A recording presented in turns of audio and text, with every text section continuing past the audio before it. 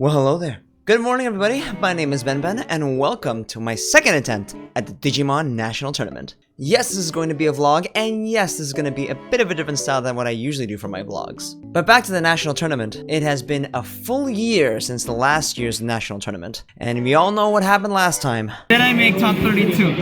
No. I didn't make it. I'm in 38.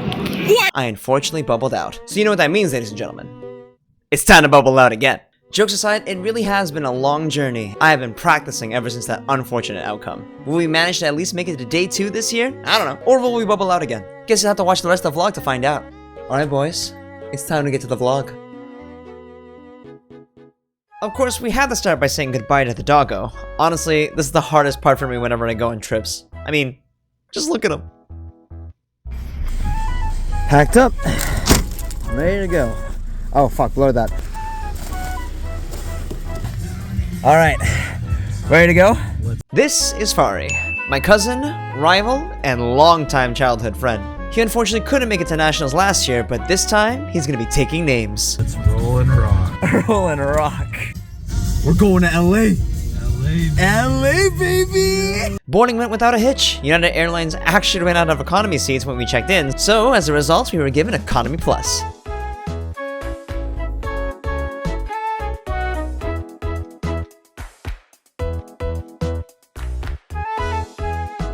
One cup of English breakfast tea later, and we've arrived in LA. Boys, we're here. LA. LA!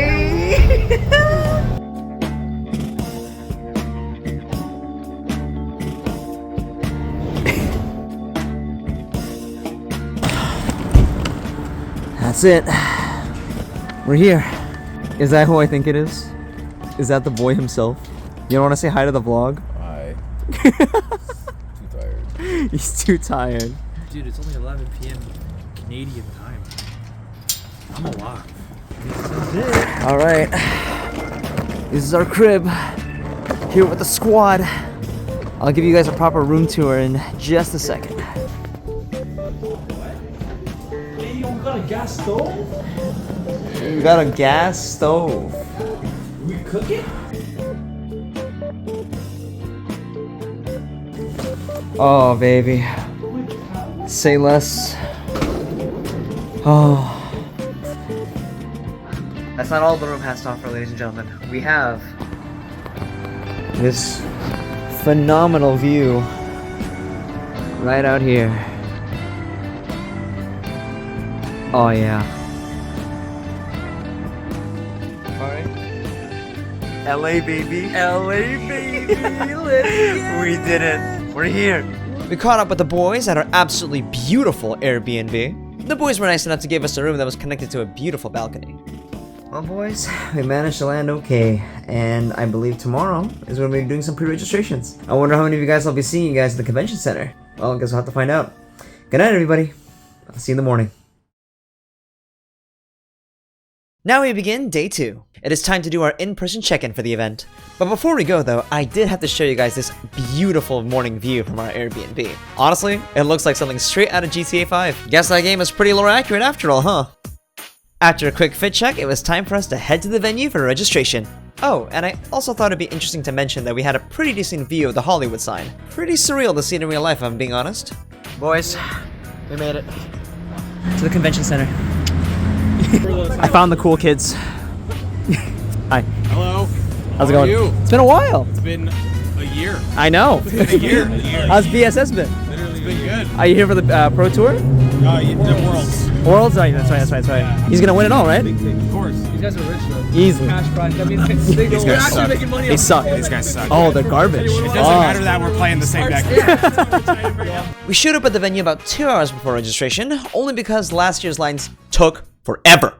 And lo and behold, for this year, I was also absolutely correct.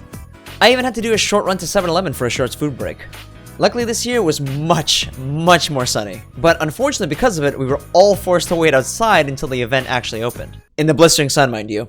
Once they started letting people inside though, I will admit they were much more efficient in handling the lines this year, which is kind of surprising considering they had to handle 3 games as opposed to just Digimon last year. But yeah, it was extremely smooth to pick up my stuff. Got a whole bunch of promos that I'm ready to pick up. Here's the future BSS champion right here. This was too easy. I wish it was like this every year. Are you happy? I'm so happy. And just to give you an idea on how big the line was, here's a view of how the line wrapped around the convention center from the inside. That's the One Piece line. We're already inside, and that's the One Piece line. I feel bad for these guys. Oh my goodness. Good thing we came early, eh? We have the goodie bag. We have promos. We're gonna leave that later. What else do we have here?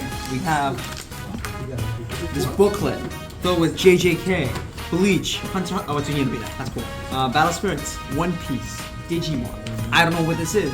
Great looking cards. Okay, I don't know if you can see it that well, but it's got One Piece, Battle Spirits, Digimon 2, and look at the sick looking Ichigo Kurosaki. I don't even know what he does, but he looks fantastic. The actual thing that matters, the promos. We've got two promos. Okay. And followed by the actual Digimon Championship promo packs. Let's see what we get. Number 1. Please be good. Please be what I'm looking for. Oh my goodness. Oh, I'm so happy. I am so happy. Now this is the 4th copy now. This is the 4th copy. We take it. We take it. That's a W. That's a W. Okay, number 2. Here we go. Ready? Incoming. Bam. I don't even know what it is. Oh shit. That background looks fantastic. Get in the background. Get in the background. Get in the background. Yeah, but Kashi's up here. Sick. Alright, cool. Next pack. Here we go. 2 cards per promo pack here. We've got Agumon and Geogreymon. These arts, I don't know if you can see it that well, but these arts are fantastic. Absolutely fantastic. Yo, chill, slow your roll. I'll give it to you in a second, dog. Oh, those look nice. I know. Alright, next one. Next pack, we have the Sunflowmon, a very useful card for Bloom Lord or the like. We have Shoutmon Cross 3, the bane of my existence. I want to rip this card, but it's probably worth some money, so we gotta keep it around. Next pack, we have Lugarmon. Actually, this art looks fantastic. I love this Lugarmon a lot. And then we also have another Geogreymon. Well, would you look at that? Riley's kind of pissing right now. Riley's is pussing a little hard right now. Where's the High Commander? I need him for my deck. Next one, we have another Sunflow and Stop. Please stop. Please stop. Is there one? This has to be one, right? This is the last one. This has to be. This has to be. Lugar? The cards. Oh, baby.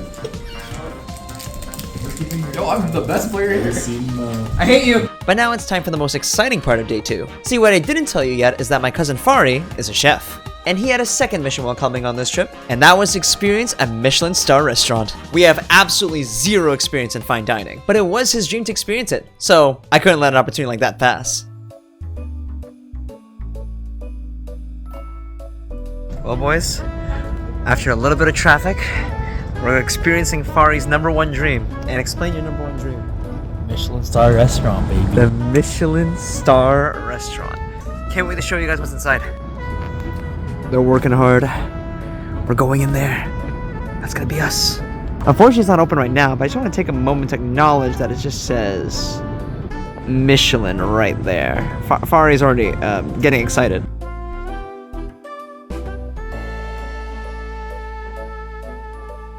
There's an oyster bar there too. And it also looks good. Everything here looks good, man.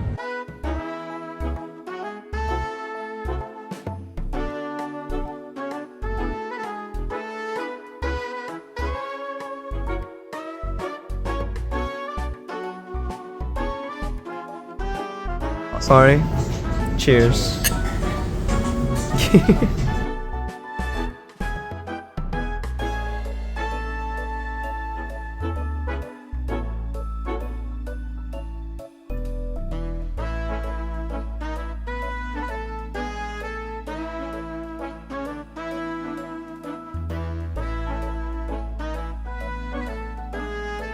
Caviar? I've never had caviar in my life. This is my first time having caviar. First caviar. I can smell the money, bro. The money. I think it's worth it. It's worth it. All right. Now, I'm not exactly eloquent enough to give you guys all the details of the food that I ate, but believe me when I tell you that food was exceptional. I would say that my favorite was the Wagyu beef. That thing just melted in your mouth, while some of it reminded me of an elevated dish from my ethnic background. That being rendang. To all my Indonesian viewers out there, if you know, you know. Oh, and we got a picture with the head chef too. It truly was a dream come true for Fari. Oh, finally back home. And oh my goodness, that entire experience, a genuine 10 out of 10. Would you agree, Fari? Yes, sir. Normally I would feel like that kind of experience would be better if we do well, but now, honestly, now I don't care. I'm in a zen state. I'm extremely chill, and now maybe I'm honestly more ready for the tournament tomorrow. So, next time you see me, it'll begin day 1 of the tournament. Wish me luck, everybody. Good night. It's game time, ladies and gentlemen. According to their system, there was a total of about 960 players this year, and my mission was to beat all of them. Good morning, everybody. It's officially day 1 of the Digimon National Tournament. We've been training for over a year. Are we gonna be successful, or will I bubble out again? Time to find out. The venue this year was massive, and unfortunately I didn't get much chance to check out all the exhibits day 1, but that's mainly because I was getting myself in the zone. They even had a big stage to go over upcoming project announcements for their card games. Even the voice actor for Usopp in One Piece was there to cheer us on. Do your best, everybody. Although I guess that was probably mainly for the One Piece players, huh? Alright, here we are. The big leagues. This hall's massive. But that's not what's actually important. I'm sure you guys all want to hear about my matchups. Now, unfortunately, I wasn't exactly able to record all the rounds, obviously, but I will do my best to give you guys the rundown of all my rounds. Here we go. Now, for those of you who are wondering what I brought to Nationals this year, seeing as I was so close last year, I decided to bring in Mugendramon. It was time for his redemption arc. Now, for those of you who want to see a deck profile of that one, I do have a deck profile on the way, but be sure to leave a comment down anyway. Round 1 was up against Hunters, all the way back from BT12. Now, for those of you who are around in the Digimon community, you would have heard that a lot of people say that Hunters beats Mugendramon. Although, unfortunately, those people are absolutely wrong. Game 1, I went first, and unfortunately, because I didn't know what I was going up against, I just hard played an Analog Man, and I did lose that game. However, once I knew that I was up against Hunters, even though I absolutely bricked in Game 2, I literally hard played a BT11 Machinegem on turn 2, giving him 10 memory, and he couldn't do anything about it. And from there, it was an easy cleanup. Game 3, I was able to play the game normally, and it was pretty over. Now we made it to round 2. We're up against Red Hybrid. Now, Red Hybrid, while it is a very powerful aggro deck, it actually stands no chance against Machinemon. And the reason why they have such a bad matchup is because we are able to pop their cost 3 Takuyas, while also being able to redirect their attacks. So using cards like Atomic Inferno, where they would gain 3 memory if I blocked, doesn't really do anything if I redirect it with an Analog Man. And even if they do try to pop my Machinemon with an Emperor Greymon, for example, I could potentially bring out an EX1 Machinemon on my opponent's turn, gaining 5 memory to preemptively end it. So, it was a swift 2-0. Repair moment. We're still waiting for round 3, and they're repairing. Very bored.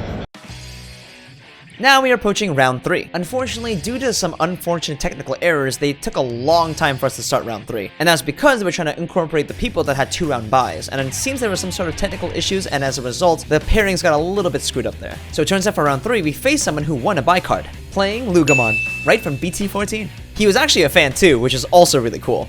Now, for those of you who are scared of Lugamon as a fellow Machinemon player, let me tell you a quick easy play of how I was able to checkmate him from playing the game. Usually the games would start out by me hard playing an Analog Man and doing some searching, and then my ending board would end up with a BT11 Machinemon as well as having an Analog Man. Having those two things on the board would basically threaten the fact that if he ever tries to get rid of it, because Lugamon's only form of removal is by deletion, I would be able to bring out a EX1 Machinemon to preemptively end his turn, preventing his OTK. And since that is mainly how I want to play my deck normally anyways, it was also Swift 2-0. Now, round 4, we face another person who won a buy card. That person being Bryce. Now, for those of you who don't know who that is, that was actually the one who won the entire event. Spoilers. Now, for those of you who are wondering how does Machinemon deal with the Anubismon, I personally would say it's about 50-50, but if you guys want to know any more details on how I dealt with it, I'll leave that for the deck profile video. Now, for those of you who want to know how the match went, Game 1 I was able to do full combo, and I was able to easily win that game. Game 2, I unfortunately was surprised by surprise tech that Bryce played, and then Game 3, I bricked. I didn't see a rookie all game, and as a result, Bryce walked all over me with that one. It is unfortunate I lost that one, but considering that it was the guy who won the entire event, I don't feel too bad. With the record now me being 3-1, it is time for me to step it up. I can't afford not making it to day 2 this year. This round was up against Boo Flare, another matchup that, if I'm being honest, that Machinemon completely walks all over. So I could go into more details, but it was a swift 2-0. After recuperating from that loss and getting that easy win against Boo Flare, it is time to enter round 6. This time against Shine Greymon. Now, Shine Greymon did get a lot more powerful ever since the release of trading cards, but if I'm being completely honest, an EX1 Machinimon kinda walks all over that deck as well. Being able to redirect the Marcus attacks with Analog Man, and then trashing his security on his turn with the Metal Tyrannomons, it was pretty easy to maintain board control. He was able to get me in Game 2 with getting a double Shine Greymon burst mode on the field, but that is mainly a high roll if anything, so Game 3 I was kinda able to just walk away with it. Nothing I haven't seen before. And now we approach round 7, going up against Beelzemon, of all things. Turns out this guy was also a fellow Canadian, and he came second in the recent Anime North tournament of 2023. For those who are wondering where I placed in that tournament, I placed in 4th, due to me losing in one of the earlier rounds. So this is kind of like a redemption match of seeing what would have happened if I made it to the finals of that tournament. And let me tell you, I would have absolutely destroyed him. You see, with Beelzemon being an OTK deck as it is, it's going to be mainly focusing on its own game plan and not really being able to interact with the Machinimon that much given my built-in protections. That combined with the fact that I can bring out an EX1 Machinimon on his turn to preemptively end it, it was pretty easy to see where the game was going. A swift 2-0. Now we're approaching round 8, and I'd be lying if I told you that I wasn't feeling tired.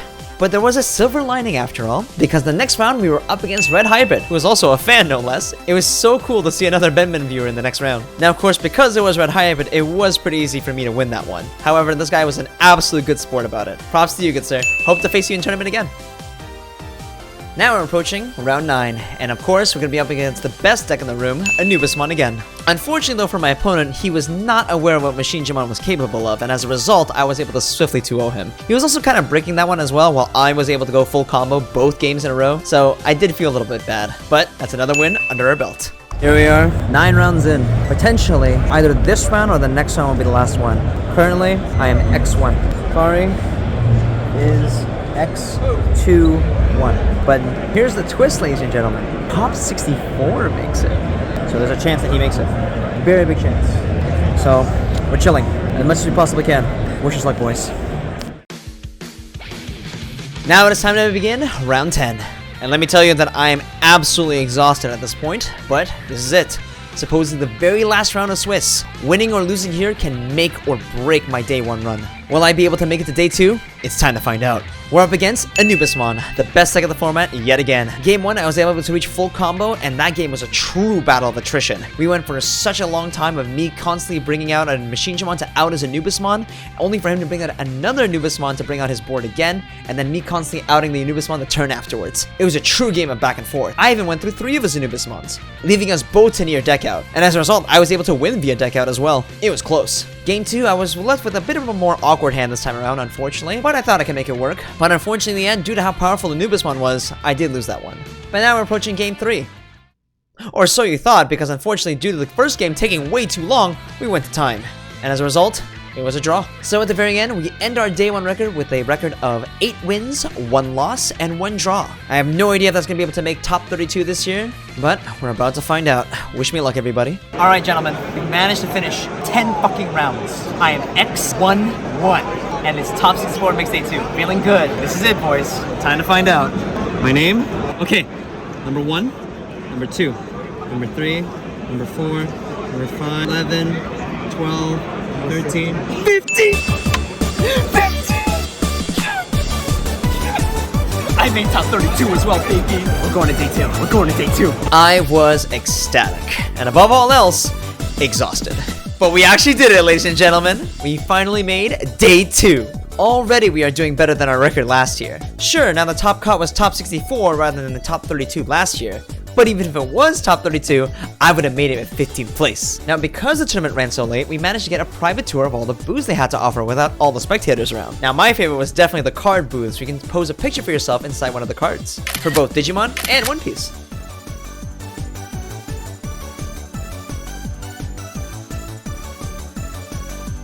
There's another art museum this time around. Imperial Shaku.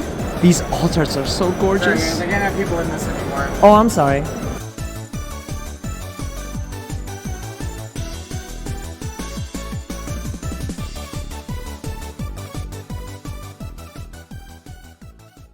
Well, this is it.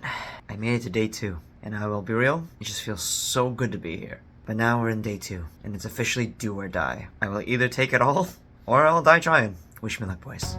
Already, this run is looking a lot better than my previous Nationals run. But from this point on, it was going to be single elimination. One single loss and my tournament is over. So you can imagine that I was kind of feeling the pressure. But I was not going to let that stop me. It is time to begin day 2. At least, that was the energy that I had before something very unfortunate happened. You see, at the beginning of day 2, all the members of Top Cut had to go through deck check to make sure there weren't any discrepancies in their deck list. And unfortunately, I heard my name being called. With that feeling of just like you were being called to the principal's office, it looked like that I was in trouble. But what happened? Well, it turns out there was a discrepancy in my submitted deck list. You see, for the last day of submitting your deck list, I wanted to do one last minute change to my ratios. It was actually just changing one card that was normally 3 copies, I put it up to 4, and another card that was at 2 copies down to 1. It was just purely for consistency purposes. And believe me when I tell you that I triple checked everything before submitting my deck list. Yet, somehow, according to their system, it listed that I had 48 cards submitted in my deck list instead of 50. Luckily, however, this wasn't my first submission. I did submit a previous submission beforehand, and that submission was somehow able to include the 2 missing cards on my submission this time. And unfortunately, due to the judge's policy, they had to go with the most recent submission in their system. As a result, I had to be given an automatic game loss for the first round of Top Cut. Now, potentially if I win games 2 and 3 though, I would still be able to advance to the next round. But it does suck that I had to come to this. What sucks even more is that I couldn't even make a case for myself. Because at least last year, when you had to submit a deck list, you were able to submit a picture of your deck list at the same time. That way, so whenever they were able to see your submitted deck list, they could also look at that said picture to make sure there weren't any discrepancies, and were able to cross-reference it. But unfortunately, this year we were only allowed to submit a text version of our deck list. So that's all the judges had to go off of. I especially want to make it clear though that I hold no ill will towards the judges, as well as their final decision. I personally think that it's totally fair. Because if you think about it, if they did make a special case for me, they would have to make a special case for everyone who is in a similar position. And unfortunately, not everyone may have as honest decisions as me. So while it does suck that I had to take a game 1 loss here, I take this as more of a lesson to take better precautions so that I can better make a case for myself if this ever happened to me ever again. Like, for example, I would probably just take a video of me submitting my deck list that makes sure that it shows all 50 cards being in there before I click submit. Tangent's over. It's time to begin day 2. There I was, going up against my first opponent in day 2. And actually from this current system, based on the current standings, whoever were placed higher in the standings got to choose who went first or second. And in case you didn't see, I finished in the top 16. 13. 15! 15! Which means that I was able to choose if I either got to go first or second. So even though I started with the game 1 loss, I decided to go second right away. I needed that extra card draw. And lo and behold, the person I was up against was none other than an Anubismon player. Now, and I've said it before and I'll say it again, Anubismon versus my Machinegimon deck is pretty much a 50-50. It really just comes down to who draws better. And let me tell you, for that game too, I drew full line. I drew everything I needed. Pretty much as long as I'm able to play the game like a normal human being, that matchup should be just a breeze. Which leads us to game 3. And now with 1 win in the bag, I was feeling much less stressed. I'm feeling pretty good into this game 3. And now we're going into game 3. We had a bit of an awkward start. Both of us started off with a little bit of a brickier hand, and I was not able to find a level 4 for the longest time, which resulted in me forcibly having to play out a level 5 and hoping that it lived. But miraculously, it did! So I was feeling pretty good, which I then digivolved into a Chaosdramon in order to out whatever board he had. And immediately after that, I was in the driver's seat. I was in control, except there was one little play that I myself wasn't sure of, but I thought that by playing to my ratios, I thought it was a good idea. The play in mind was that after I hard played my level 5 and digivolved into Chaosdramon,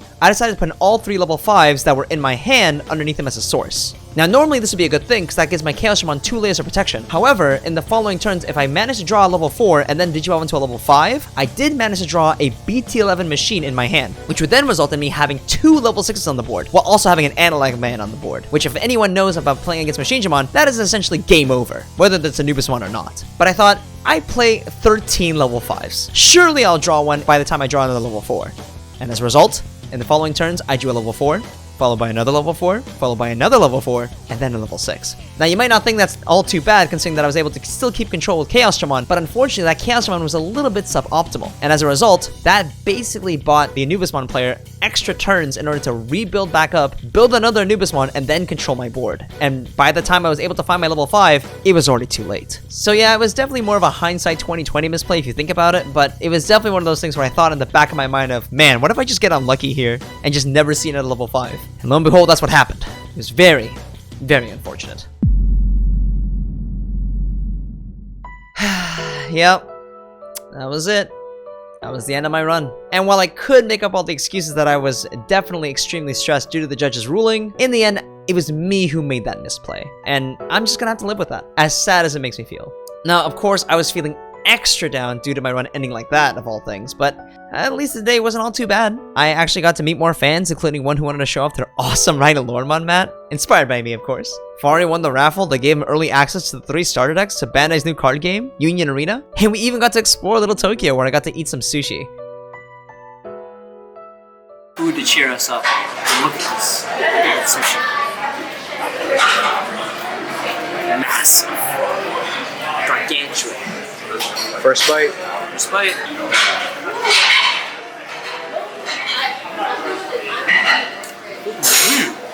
That's raw.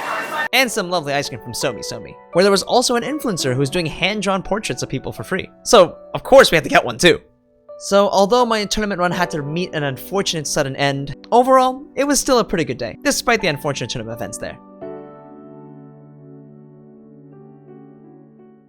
And now we are entering day 5. It is the last day before we head back to Canada. And unfortunately, I was still feeling a little bit down after my loss of day 2. But I wasn't gonna let this trip end on a low note. We're in LA. The weather this year was beautiful. So me and the boys took this opportunity to check out Warner Brothers Studios. Now, in case you guys didn't know, I like to make skits on this channel. So you can kind of guess that I'm really into movie level productions. Just like this. While unfortunately I wasn't allowed to record the entire tour, but here's a few pictures of the cool sets that we passed by. Like for example, the shop stand that's apparently well known because that's what is primarily used in shows for the shops that explode in TV. Or the studios where 2.5 Men was originally recorded. Oh, and of course, the Friends couch.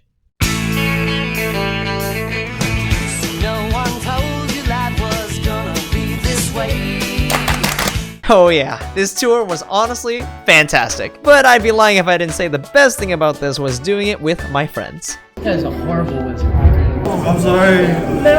Wow, you guys are good. There were just so many fun exhibits and genuine awesome moments that honestly, because my friends were there, it just made it all the more enjoyable. Whoosh!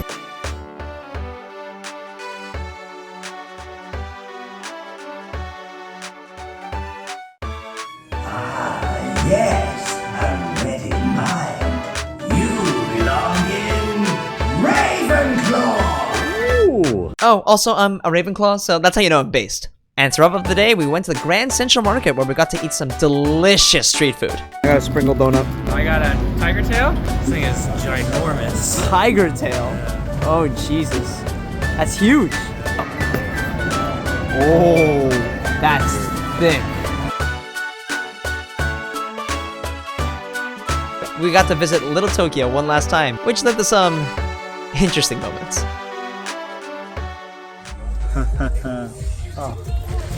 Hey guys.